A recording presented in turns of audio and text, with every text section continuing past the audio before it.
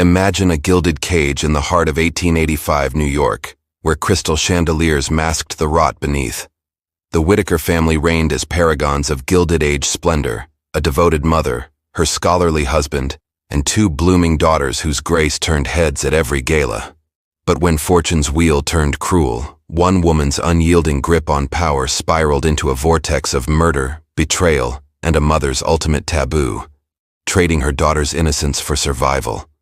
What unfolds is a descent into madness that shattered an empire and scarred a city. Buckle up. This is the Whitaker tragedy, a whisper from history's abyss that will linger long after the lights go out. The Whitaker mansion on Madison Avenue was governed with an iron fist by Eliza, a woman who had transformed control into an art form. Married to Martin for 15 years, she had established a domestic routine where each family member knew exactly their place and obligations. Martin, a prosperous but weak-willed merchant, had learned early in their marriage that it was easier to agree with Eliza than to confront her. Eliza exercised control over her daughters that bordered on obsession. Charlotte and Victoria, aged 20 and 18, had grown up under a rigid discipline regime that included inflexible schedules for meals, studies, and social activities.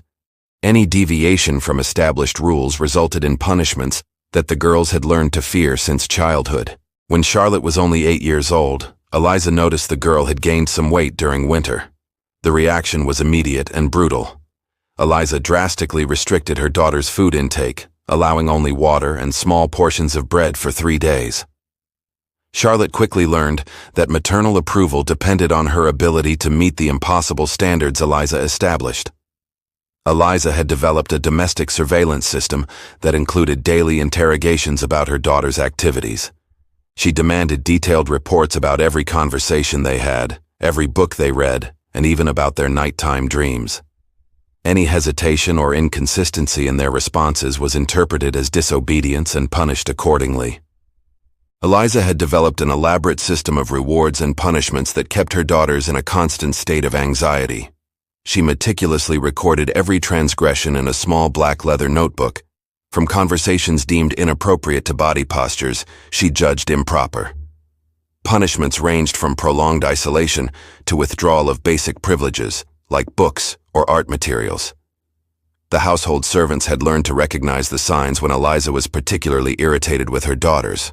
On those days, she would walk through the house with heavier steps, inspecting every room in search of imperfections she could attribute to the girls. The cook frequently commented to other servants about how Charlotte and Victoria seemed to shrink when they heard their mother's footsteps approaching. Victoria, being the youngest, suffered even more intense control. When she showed interest in a young man from the neighborhood at 16, Eliza strictly forbade any contact and even locked her daughter in her room for an entire week, claiming she needed to reflect on appropriate behavior for a young lady of good family. Martin, though occasionally uncomfortable with his wife's extreme methods, rarely intervened. Eliza had established early on that domestic matters were her exclusive responsibility. When the daughters occasionally turned to their father for protection, he would gently redirect them to their mother, claiming Eliza knew what was best for them. The house library had become a symbol of Eliza's control. She maintained a detailed list of appropriate and inappropriate books, and any attempt by her daughters to read unapproved material resulted in immediate confiscation. Eliza went so far as to examine every page of permitted books, marking passages she considered unsuitable, and instructing her daughters to skip those sections during reading. During early 1885, Eliza began noticing troubling changes in Martin's behavior. He started arriving home later, sometimes with tense expressions he tried to hide. His conversations with Eliza became briefer and more evasive. He began receiving strange visitors at unusual hours. Men Eliza didn't recognize who were received directly in his office. Eliza, with her controlling nature, could not tolerate being excluded from any aspect of family life. She began spying on Martin's activities, listening behind doors, and examining his papers when he wasn't present. What she discovered filled her with cold rage. Martin was hiding serious financial problems. Eliza's discoveries revealed that Martin had become involved in speculative investments that were failing dramatically. He had secretly mortgaged properties without her knowledge, using documents where he forged her signature to avoid confrontations. Worse still, Martin had begun gambling, trying to recover losses through increasingly risky bets. Eliza confronted Martin about her discoveries on a summer night, and the discussion that followed revealed the extent of his dishonesty. Martin had secretly canceled the family's main life insurance policy 6 months earlier, using the money to pay off a particularly urgent gambling debt. He had kept only a small policy, insufficient to sustain the family's lifestyle.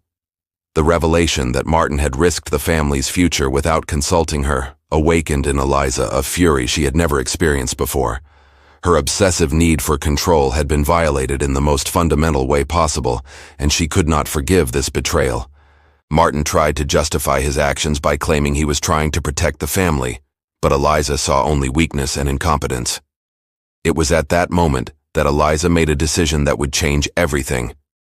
If Martin was incapable of adequately protecting the family, she would assume total control of the situation. Her mind began working on a solution that would eliminate the problem at its root. Martin needed to die, and his death needed to appear natural so she could inherit what remained of his assets.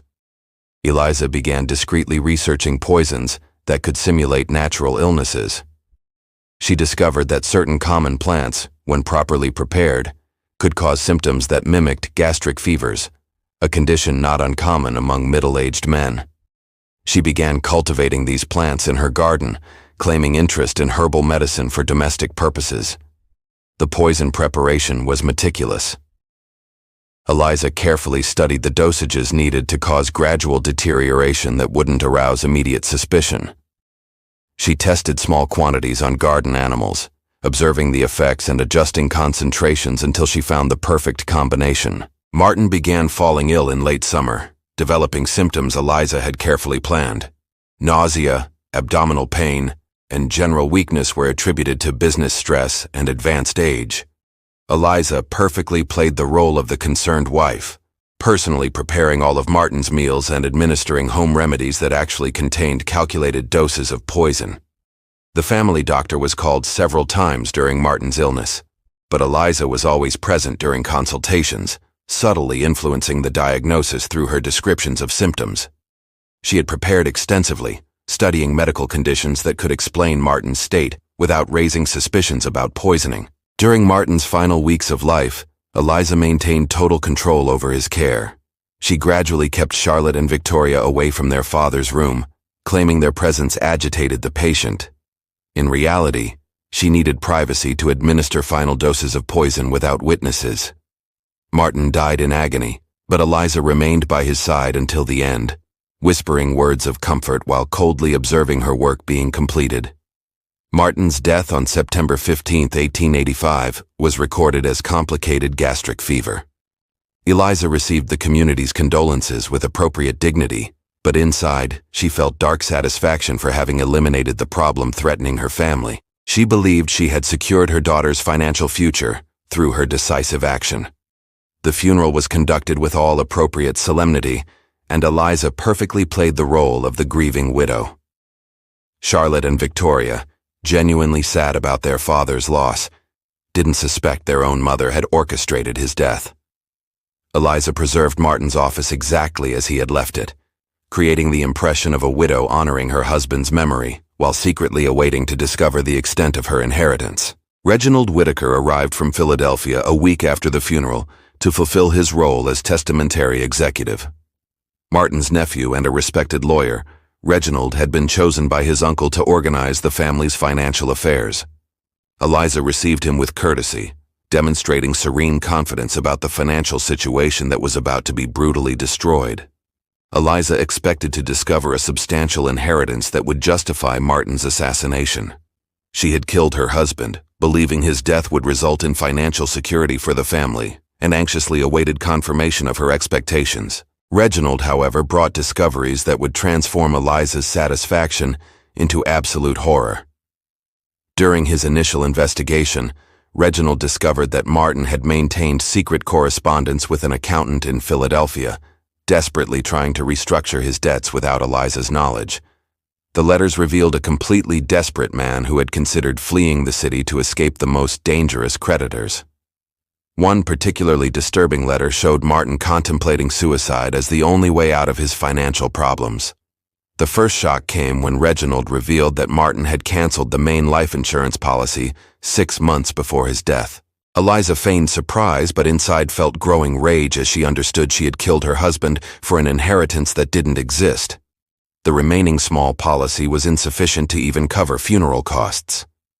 Reginald also discovered that Martin had tried to secretly sell family company shares to a competitor, a negotiation being conducted through intermediaries to maintain absolute secrecy. Documents revealed that Martin was willing to accept any offer, no matter how low, as long as the money was delivered immediately in cash. The sale had failed only because the buyer had discovered the extent of the company's debts and withdrawn his offer. Reginald's investigation into Martin's papers revealed a web of lies and fraud that shocked even Eliza. Martin had secretly mortgaged the family mansion 3 times using documents where he forged his wife's signature to avoid her knowledge. He had discreetly sold several properties Eliza believed they still owned, always using falsified powers of attorney to keep his transactions secret. Reginald also discovered that Martin had maintained 3 different sets of accounting books to hide the extent of his problems. The first, intended for tax authorities, showed modest profits. The second revealed significant losses in speculative investments. The third, hidden in a secret compartment, contained records of gambling debts totaling astronomical amounts. Reginald found evidence that Martin had tried to secretly sell family jewelry, including the pearl necklace that had belonged to Eliza's mother. The jewelry had been replaced with imitations so convincing that Eliza had never noticed the difference. Money obtained from these sales had been immediately lost in gambling, revealing the depth of Martin's addiction. The textile business, far from being prosperous, had been technically bankrupt for over a year. Martin had maintained a facade of success through increasingly desperate loans. Many contracted with loan sharks operating outside the law. The debts totaled an amount that far exceeded any remaining family assets. Eliza received these revelations with shock that Reginald interpreted as genuine ignorance about her husband's activities. In reality, Eliza was experiencing the bitter irony of having committed murder for a reward that never existed. She had killed Martin, believing she would inherit his fortune, only to discover he had destroyed that fortune long before his death. The legal situation was complicated by Martin's frauds. Although Eliza's forged signatures technically protected her from some responsibilities, she still faced losing all family assets to settle legitimate debts. The mansion, jewelry, furniture, everything would have to be sold, and even then, it wouldn't be enough to cover what Martin owed. Reginald found correspondence revealing the true character of Martin's final months. Letters from loan sharks threatening physical violence, eviction notices from commercial properties, and debt execution notifications painted the portrait of a completely desperate man. Martin had become involved with dangerous elements of New York's underworld, men who wouldn't hesitate to use brutal methods to recover their investments. Creditors didn't take long to appear. Sinister-looking men began lurking around the mansion, making increasingly aggressive demands. Some were representatives of respectable banks, but others were clearly loan sharks who wouldn't hesitate to use violence to recover their investments. Eliza understood she had put not only herself, but also her daughters in real danger. Reginald worked tirelessly to find legal solutions, but options were extremely limited. Selling all remaining assets would barely cover half the legitimate debts without considering loans from loan sharks. Eliza faced the real prospect of losing not only her home and social position, but also seeing her daughters reduced to absolute poverty. During this period, Eliza began showing signs of an even darker psychological transformation. Her initial anger at Martin's betrayal gave way to coldness directed at finding a solution to the problem she herself had created. She began obsessively questioning Reginald about every financial detail, as if searching for a loophole she could exploit. Eliza began discreetly selling valuable household objects to buy time. Jewelry, silverware, and artwork gradually disappeared, replaced by imitations when possible. She instructed Charlotte and Victoria to be more economical, claiming it was appropriate during mourning, but actually trying to stretch the few remaining resources. Social pressure also intensified rapidly. Rumors about the Whitakers' financial difficulties circulated through New York salons, fueled by gossip from dismissed servants and unpaid suppliers. Eliza felt the curious and sometimes malicious gazes of her former friends, who seemed to secretly savor the fall of a previously envied family. Charlotte and Victoria began noticing troubling changes in their mother's behavior. Eliza had become even more controlling, questioning every outing and conversation of her daughters with an intensity bordering on paranoia. She began making strange comments about their beauty and youth, observations that seemed to carry disturbing weight. Eliza began studying her daughters with new eyes, evaluating them not as a mother, but as someone looking for assets that could be monetized. Charlotte, with her golden hair and elegant figure, possessed classic beauty that would certainly attract wealthy admirers. Victoria, more delicate and musical, had youthful charm that could be equally valuable in the right market. The situation reached a critical point when the most dangerous loan sharks made a nighttime visit to the mansion. Reginald was present and witnessed direct threats of violence against the family if debts weren't settled within 2 weeks. Eliza heard everything from behind the door, and it was at that moment her mind found a terrible solution to the problem. That night after Reginald retired, Eliza remained awake in her room, contemplating options a normal mother would never consider. She thought about her daughters, their beauty, their youth, and how these attributes could be transformed into financial salvation. Her obsessive need for control had found a new application. She would control her daughter's destiny in the most literal and terrible way possible. Eliza began rationalizing what she was planning. Her daughters were young and beautiful, attributes that had real value in a society where wealthy men paid generously for refined company. She convinced herself she was considering temporary arrangements that would save the family from total ruin. Eliza's transformation was almost complete. The woman who had killed her own husband for greed now contemplated selling her own daughters out of necessity. Her capacity to rationalize terrible acts had expanded to include anything that served her purposes. Eliza knew she needed to act quickly. Creditors wouldn't wait indefinitely, and her window of opportunity was closing. She began making detailed plans, considering how to approach potential buyers and how to convince her daughters to cooperate. Eliza began her search for solutions by discreetly attending social events where she could observe wealthy men without their wives.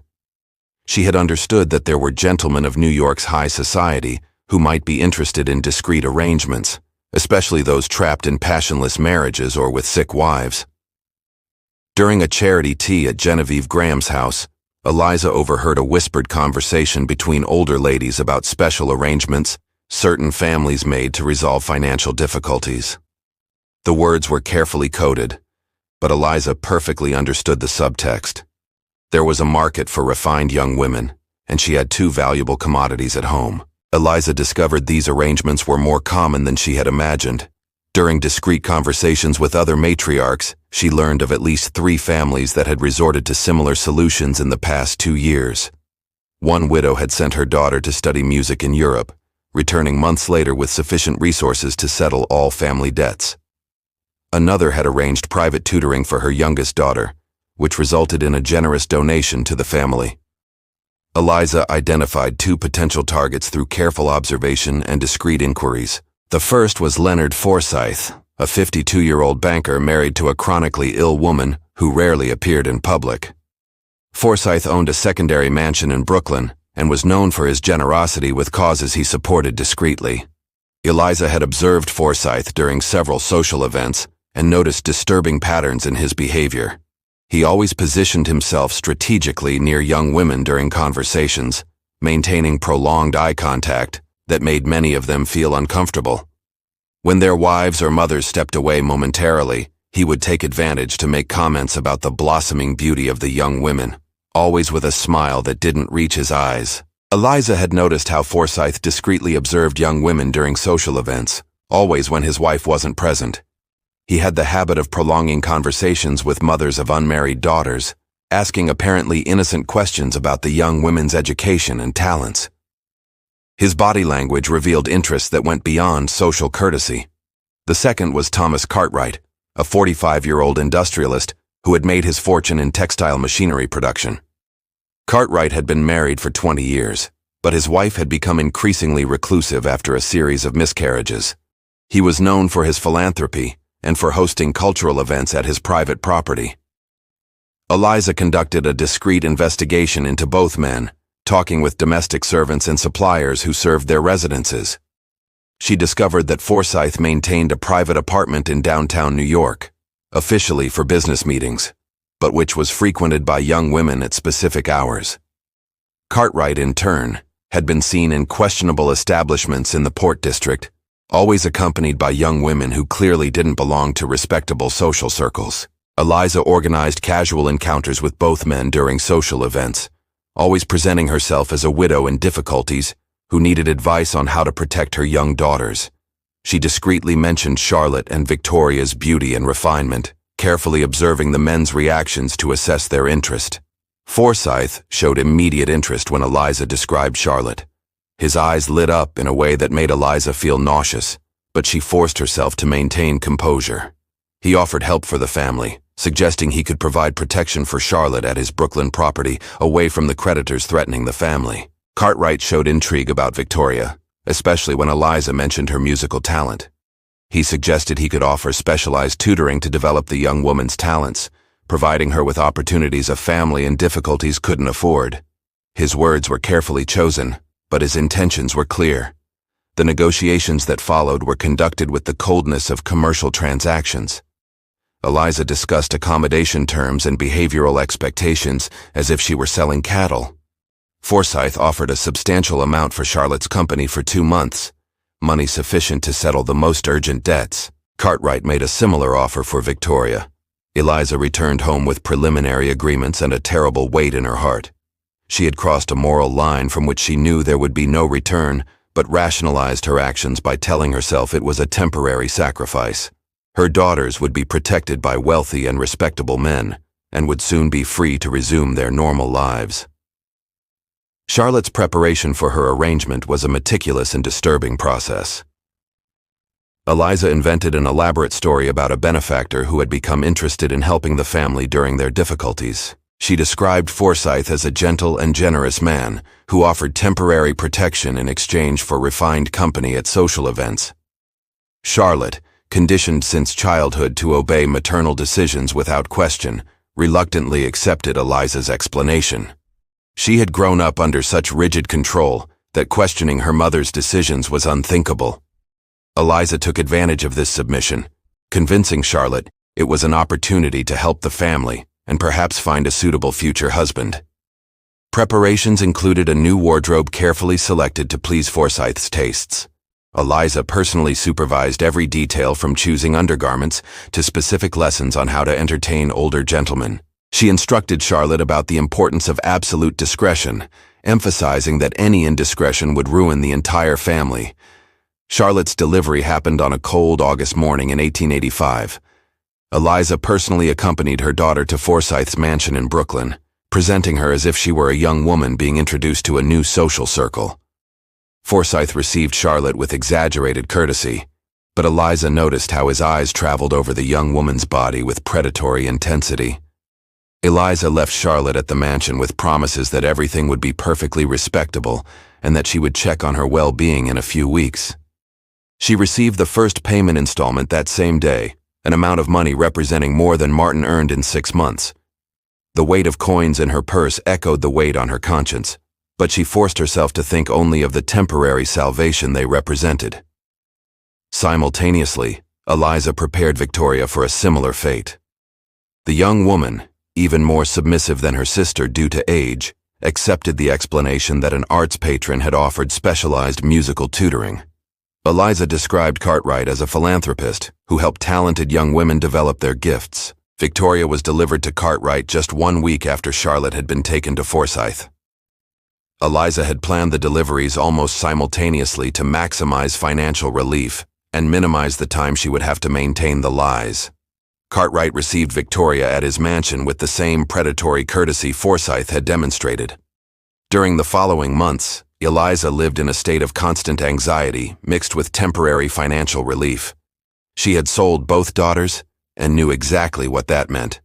Despite all the rationalization she had constructed, the money allowed her to settle the most urgent debts and temporarily keep away the most dangerous creditors. Eliza forced herself not to think about what her daughters were suffering, concentrating only on the practical benefits of her actions. She reorganized the household finances, dismissed unnecessary servants, and established a strict budget that would allow the family to survive with dignity until her daughters' temporary situations were resolved. The transformation was complete. Eliza had assassinated her husband for greed, discovered she had killed for nothing, and then sold her own daughters to recover her financial position. Each crime had made the next easier to justify. Each moral transgression had paved the way for the next. She had become a monster of her own creation. And the worst was yet to come. 4 months had passed since Eliza had delivered her daughters to their benefactors, and she had managed to maintain a routine that simulated normalcy. She attended necessary social commitments, always explaining her daughter's absence as specialized studies or educational opportunities. The community accepted these explanations without question, especially coming from a respectable widow. During this period, Eliza received 2 letters that left her deeply unsettled. The first was from Charlotte, written in trembling handwriting and containing only a few lines about being well cared for and learning much. The second letter arrived 3 weeks later, but the handwriting was visibly different, firmer and more controlled, as if someone had dictated the words or even forged the writing. Eliza tried to ignore these discrepancies, but they planted seeds of doubt that would grow into terror. In December 1885, Eliza decided it was appropriate to check on Charlotte's well-being. She had avoided any contact during these months, both to maintain discretion and to avoid confronting the reality of what she had done. But social pressure was increasing. Acquaintances were beginning to ask when Charlotte would return, and Eliza needed information to keep her lies convincing. The first indication that something was terribly wrong came when Eliza tried to visit Charlotte at Forsyth's mansion. The banker received her with coldness that contrasted dramatically with his previous courtesy. When Eliza asked about Charlotte, he responded with a smile that didn't reach his eyes, explaining that the young woman had departed unexpectedly. According to Forsyth, Charlotte had proven inadaptable to the life he offered. She was emotionally unstable and had caused unnecessary problems he couldn't tolerate. But as he spoke, Forsyth revealed details he shouldn't know if Charlotte had really fled. He mentioned that she had cried a lot in recent weeks and that she couldn't sleep properly. Information only someone constantly observing her could have. A person who fled wouldn't leave this type of detailed report about their emotional state. Eliza felt a deadly chill run down her spine. She knew Charlotte better than anyone, and knew her daughter would never abandon the family, especially knowing the financial difficulties they faced. Charlotte was responsible and deeply attached to her mother, despite years of rigid control. The idea that she had simply departed was absurd and impossible. Forsyth continued his nervous explanation, claiming Charlotte had left a note saying she was departing to seek her own fortune. But when Eliza asked to see the note, he hesitated visibly before claiming he had discarded the paper in anger. His body language changed completely. He avoided eye contact and his hands trembled slightly while speaking. Even more suspicious, he knew exactly what type of dress Charlotte wore on the day she supposedly fled. A strange detail for someone who claimed to have discovered only a farewell note. While Forsyth spoke, Eliza noticed a small object on the mantelpiece that made her blood freeze.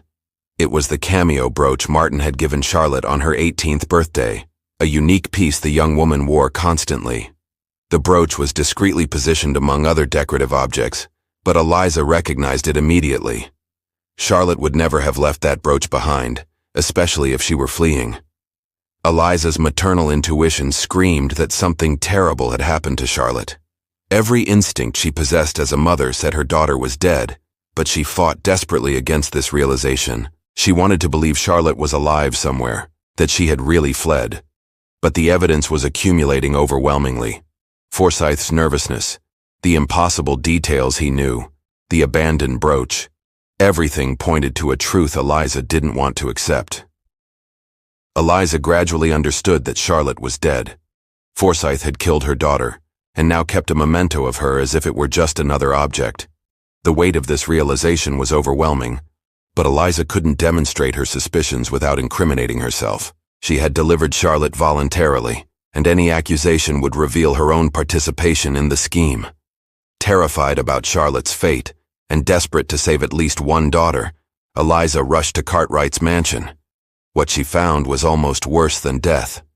Victoria was still alive, but had been reduced to a shadow of herself. The young woman was visibly malnourished with poorly disguised bruises and the empty eyes of someone who had suffered severe prolonged trauma. Cartwright received Eliza with poorly disguised nervousness. He explained that Victoria was sick and melancholic, claiming he was caring for her in the best way possible. When Eliza insisted on speaking with her daughter, Victoria could barely articulate coherent words, speaking in whispers and avoiding eye contact. It was obvious she had been brutally abused for months. During the brief conversation with Victoria, Eliza noticed the young woman had a recent scar on her left wrist, poorly disguised by wide bracelets.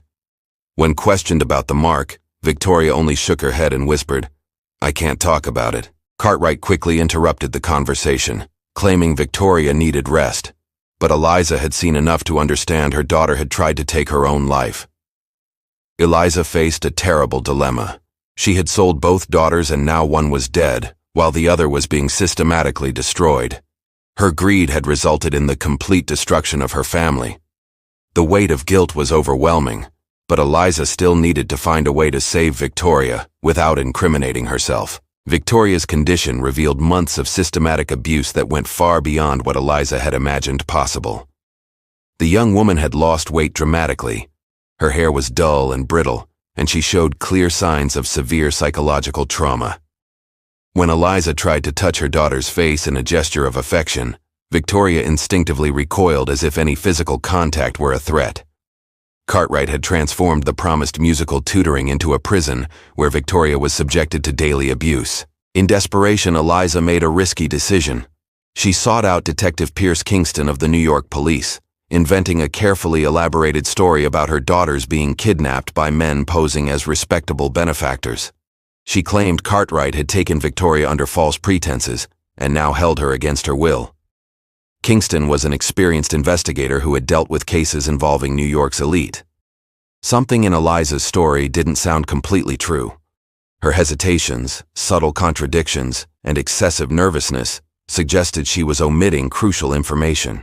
However, he decided to investigate, especially since it involved a young woman in evident danger. Kingston's investigation began with a visit to Cartwright's mansion. The industrialist tried to maintain composure, but was visibly nervous. He showed a document signed by Eliza authorizing him to care for Victoria, but Kingston immediately recognized that any contract involving a minor in such circumstances was legally invalid. When Kingston saw Victoria, he immediately understood he was facing a serious crime. The young woman's condition screamed prolonged abuse, and her traumatized reactions confirmed his suspicions. Cartwright was arrested immediately, and Victoria was removed from the mansion under police custody. During interrogation, Cartwright tried to maintain his version, but quickly crumbled under pressure. The investigation expanded when Kingston confronted Eliza about inconsistencies in her story. Pressured with evidence about Victoria's condition and threatened with complicity charges, Eliza finally confessed her participation in the arrangements. She tried to justify her actions as maternal desperation, but Kingston showed no sympathy. Eliza's confession led Kingston directly to Forsyth. When confronted with the possibility of a complete investigation into Charlotte's disappearance, the banker understood his situation was unsustainable. The cameo brooch in his house, combined with the total absence of evidence that Charlotte had fled, made his lies unsustainable. Under intense interrogation, Forsyth finally revealed the truth about Charlotte. The young woman had become pregnant during her captivity, a complication he considered unacceptable for his discreet arrangements. In panic about the possibility of blackmail and scandal, he had strangled Charlotte during a violent argument and buried her body on his rural property outside New York. The discovery of Charlotte's body was the final blow that completely destroyed any vestige of humanity remaining in Eliza. She had sold her eldest daughter to death and irreversibly traumatized her youngest. Her attempt to control the family's destiny had resulted in the complete destruction of everything she claimed to protect. During additional investigation, suspicions arose about the circumstances of Martin's death. The family doctor, under police pressure, admitted he had doubts about the gastric fever diagnosis but had been discouraged by Eliza from investigating more deeply. Witnesses reported Eliza's strange behavior during her husband's illness, always insisting on personally preparing his food and medications. Eliza was confronted with growing evidence about Martin's poisoning, including testimonies from neighbors who had noticed her sudden cultivation of medicinal plants and her controlling behavior during her husband's illness. Under growing pressure and facing convincing circumstantial evidence, Eliza confessed to poisoning Martin with toxic plant extracts. The complete extent of Eliza's crimes emerged during investigations. She had assassinated her husband for greed, sold one daughter who was subsequently murdered, and delivered her second daughter for systematic abuse. Each crime had been carefully planned and executed with coldness that shocked even experienced investigators. Eliza was arrested and charged with premeditated murder of Martin, complicity in Charlotte's murder, and facilitating Victoria's abuse. Evidence against her was convincing, and her own confession sealed her fate. She faced the death penalty for her crimes, and few in the community showed sympathy for a woman who had destroyed her own family for greed. Eliza Whitaker's trial began in June 1887, almost 2 years after Martin's death. The additional time had been necessary to complete investigations and adequately prepare the case against a woman whose network of crimes had shocked even experienced investigators. Eliza was tried in a local New York court. Treated like any other criminal without unnecessary sensationalism, the prosecutor built a meticulous case based on circumstantial evidence and testimonies that painted the portrait of a woman who had systematically destroyed her own family. Although there were no definitive toxicological analyses of Martin's poisoning, the combination of witnesses, suspicious behavior, and Eliza's confession created a convincing case. During the trial, Kingston revealed that Eliza had provided contradictory versions about events during her interrogations. Initially, she claimed her daughters had been kidnapped without her knowledge. When confronted with evidence, she changed her version to say she had allowed them to go with the men, but only for temporary protection. Finally, under extreme pressure, she admitted actively negotiating the arrangements in exchange for money. Each change in her story revealed more about her guilt and calculating nature. Eliza's defense tried to argue she had acted under extreme emotional and financial pressure. Her lawyer claimed Eliza had suffered a mental breakdown after discovering Martin's financial betrayals, and that her subsequent actions were the result of a mind disturbed by pain and despair. He presented witnesses who attested to her apparently normal behavior before her husband's death. The prosecutor, however, demonstrated that Eliza's crimes were carefully planned and executed with coldness. He presented evidence of Martin's gradual poisoning, including testimonies about deliberate cultivation of toxic plants and systematic administration of extracts over weeks. Premeditation was clear, even without definitive chemical analyses.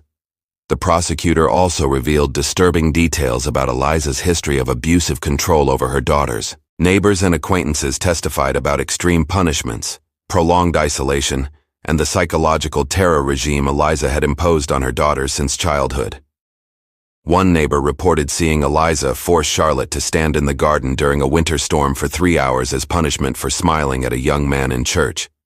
This behavioral pattern established that Eliza had always been capable of cruel acts, making her later crimes more plausible.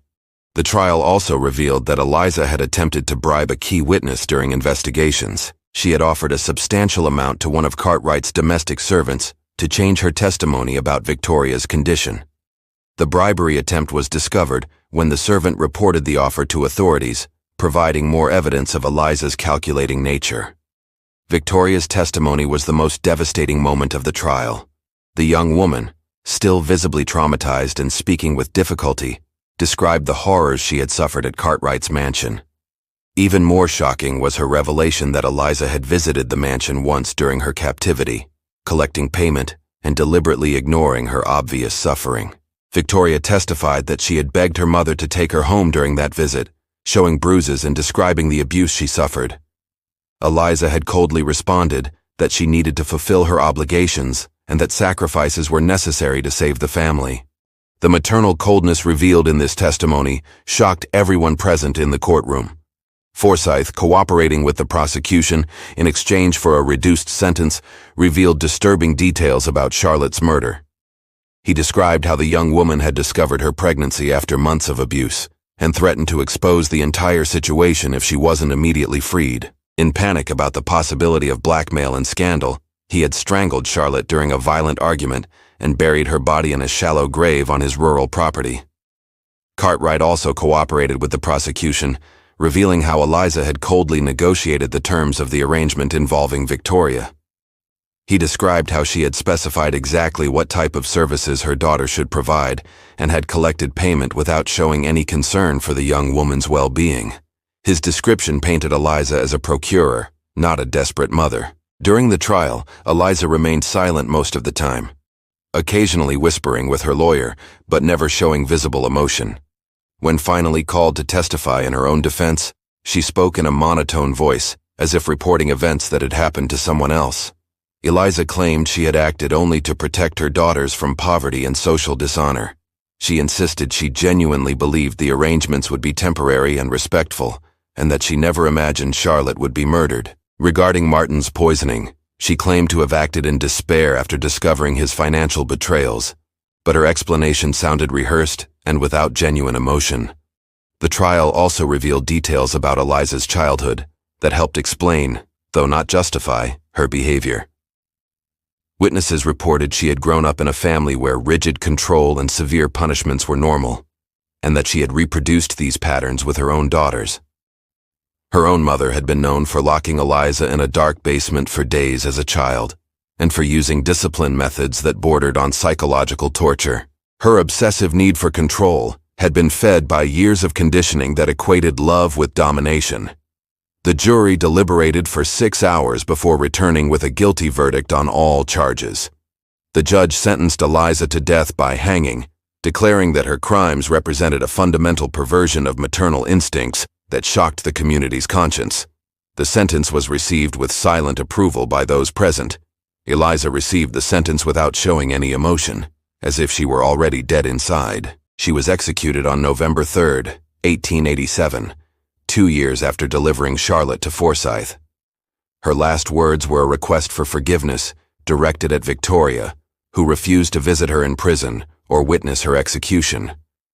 Forsyth was sentenced to life imprisonment for Charlotte's murder. He died in prison 5 years later, apparently of natural causes, though rumors suggested other prisoners had discovered the nature of his crimes. Cartwright received a 20-year sentence for abuse and false imprisonment, serving his full term before dying in obscurity. Victoria Whitaker never fully recovered from the trauma she suffered.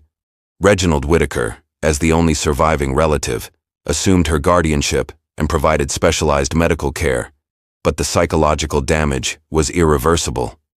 Victoria spent the rest of her life in a state of mental fragility, cared for by private nurses on a small rural property. Victoria never married, never had children, and rarely spoke about the events that destroyed her family. She developed a deep aversion to physical contact and spent most of her time painting melancholic watercolors depicting empty and desolate landscapes. She died at 34, apparently of natural causes, but many believed she had simply lost the will to live. Reginald Whitaker used the few remaining family resources to ensure Victoria received the best possible care during her short life. He never married, dedicating himself entirely to caring for his traumatized cousin and preserving some dignity for the family name. After Victoria's death, he moved to California, where he lived in anonymity until his own death. The Whitaker mansion was sold to settle Martin's remaining debts, but remained empty for years due to its association with the crimes. When finally occupied again, new owners reported an oppressive atmosphere that seemed to permeate the property. The house changed hands several times before being finally demolished in the early 20th century. The case had lasting repercussions in New York's small elite community. Several prominent families saw their reputations questioned due to associations with the men involved in the scheme. The investigation revealed other suspicious cases of similar arrangements, leading to a silent reevaluation of high society's moral values. Eliza Whitaker's story remains as a dark reminder that the most dangerous monsters are often those who hide behind masks of respectability. Eliza wasn't born a monster, but transformed into one through a series of increasingly dark choices, each justified by the previous one until she became unrecognizable as a human being. What makes this case particularly haunting is how Eliza managed to rationalize each stage of her moral descent. Martin's poisoning was justified as a necessity for control. Selling her daughters was rationalized as temporary sacrifice to save the family. Even when confronted with evidence of Charlotte and Victoria's suffering, Eliza continued to see herself as a protective mother, making difficult choices. Eliza's transformation reveals how obsessive control can gradually erode a person's moral foundations. She had spent years exercising absolute dominion over her family, conditioning her daughters to submission through systematic psychological abuse. When she faced a crisis that threatened this control, she simply expanded her methods to include increasingly heinous crimes. In the end, Eliza Whitaker's story isn't just about a woman who committed terrible crimes, but about how obsessive control, greed, and the human capacity for self-deception can combine to create monsters. It's a story about the perversion of humanity's most basic instincts and about how evil can disguise itself as love and protection. Eliza Whitaker crossed every moral boundary one after another, until nothing human remained in her actions. Her story remains as a dark warning that the line between good and evil may be thinner than we'd like to believe, and that we all carry the potential for both redemption and destruction. The choice of which path to follow remains always entirely our own. As the echoes of the Whitaker scandal fade into history's shadows, one question lingers. How far would you go to protect what you hold dear? If this tale gripped you, drop a comment with your take on Eliza's unraveling, and hit that notification bell for more dives into the underbelly of the past. Until we unearth the next buried horror, sleep tight.